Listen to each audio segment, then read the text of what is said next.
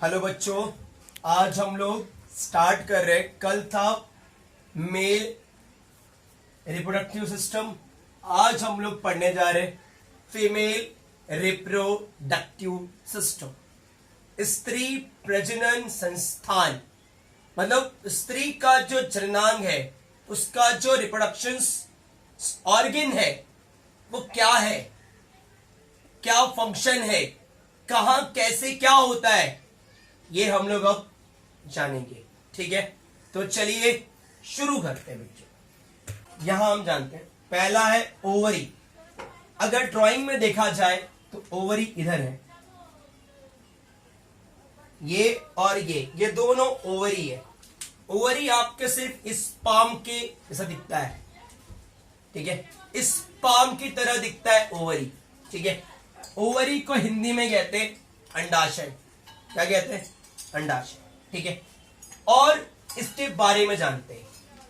होता है यह फीमेल बॉडी का बहुत ही महत्वपूर्ण अंग है। ये पेयर में पाया जाता है। इसको प्राइमरी सेक्स ऑर्गन कहते हैं। प्राइमरी क्यों कहते हैं? क्योंकि यहीं पर एग और हार्मोन का सिक्रेशन होता है।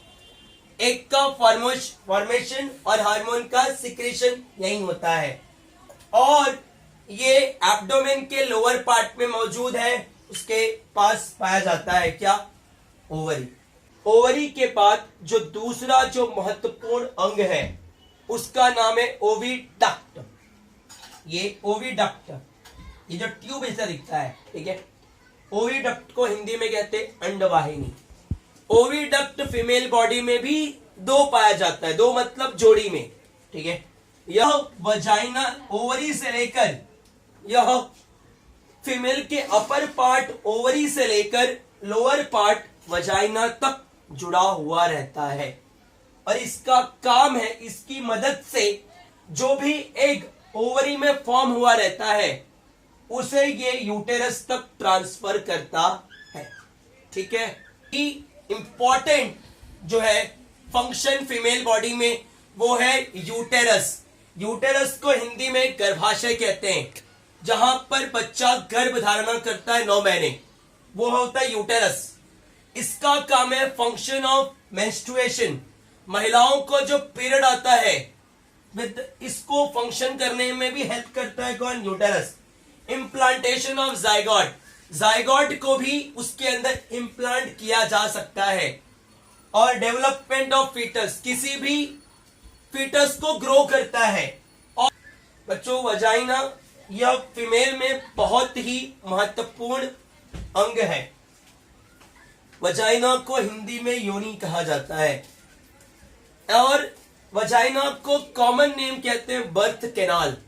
मतलब बच्चे को अगर जन्म के बाद अगर कहीं से मेन पार्ट है, इसे बर्थ कैनाल कहते हैं।